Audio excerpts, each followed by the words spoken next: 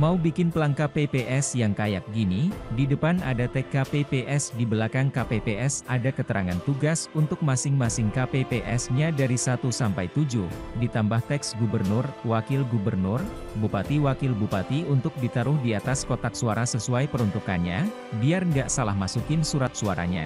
Anda tinggal beli cover kertas Astro ukuran A4 putih 7 lembar, 1 merah maron, dan 1 biru muda. Tinggal print nggak pakai mikir. Filenya ada di deskripsi, passwordnya tutorial. Huruf kecil semua. Assalamualaikum warahmatullahi wabarakatuh. Kembali lagi bersama tutorial. Di kesempatan kali ini kami ingin berbagi pengetahuan tentang tugas dan hal-hal yang perlu dilakukan saat pemilihan kepala daerah atau Pilkada 2024 yang akan dilakukan pada tanggal 27 November 2024. Ini menjadi perlu diperhatikan karena tugas dari masing-masing KPPS sedikit berbeda dengan tugasnya saat pemilu di bulan Februari kemarin. Agar lebih paham, jangan di skip ya. Yuk lanjut. Tugas KPPS 4.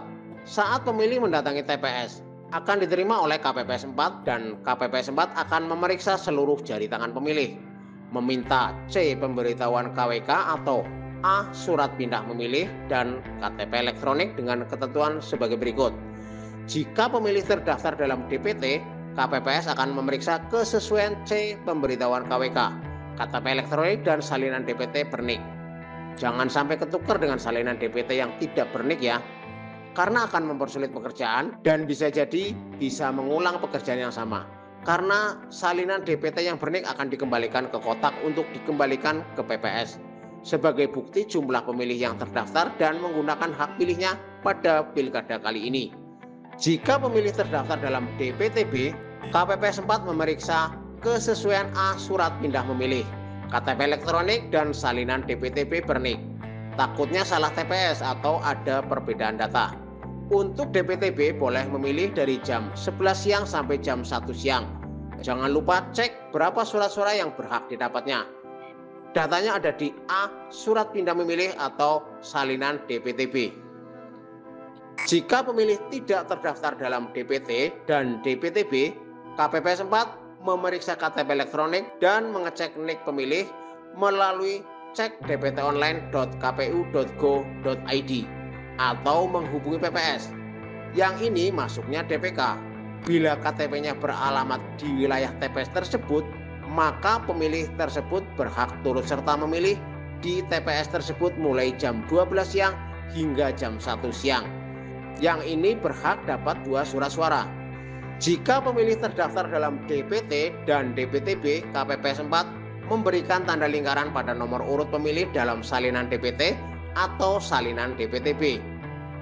KPPS 4 menyerahkan C. pemberitahuan KWK atau A. surat pindah memilih beserta KTP elektronik kepada KPPS 5. KPPS 4 menyerahkan KTP elektronik ke KPPS 5 bagi pemilih yang tidak terdaftar dalam DPT dan DPTB setelah dipastikan pemilih tersebut bisa memberikan hak pilihnya di TPS tersebut. Tugas KPPS 5 menerima C. pemberitahuan KWK atau A. surat pindah memilih beserta KTP elektronik dari KPPS 4.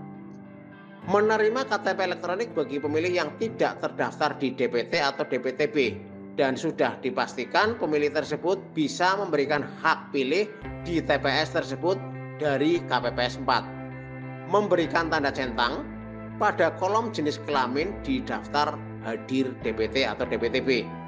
Menulis jenis disabilitas pada kolom disabilitas untuk pemilih sesuai pada salinan DPT atau DPTB.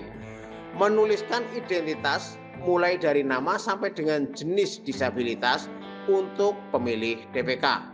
Meminta pemilih untuk menandatangani daftar hadir DPT, DPTB, atau DPK.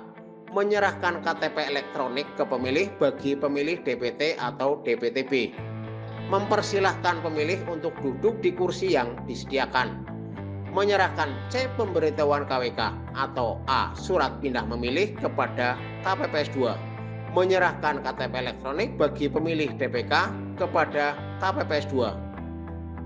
Tugas KPPS 2 menerima C. pemberitahuan atau A. surat pindah memilih dari KPPS 5. Menerima KTP elektronik bagi pemilih DPK dari KPPS 5. C pemberitahuan atau A pindah memilih diserahkan kepada KPPS 1 atau Ketua KPPS untuk memanggil nama pemilih guna menyerahkan surat suara kepada pemilih.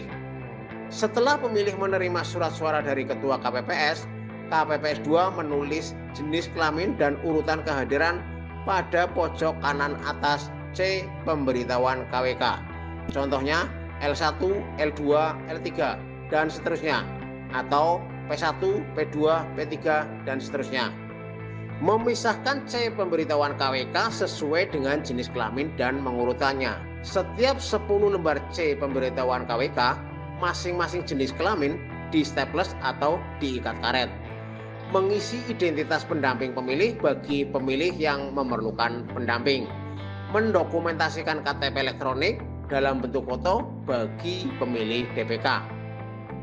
Tugas KPPS 1: menandatangani surat suara, memanggil pemilih saat ada bilik pemungutan suara yang kosong, dan mengembalikan C pemberitahuan atau A surat pindah memilih kepada KPPS 2. Menyerahkan surat suara kepada pemilih sesuai dengan jumlah surat suara yang berhak diterima dan dalam kondisi terlipat.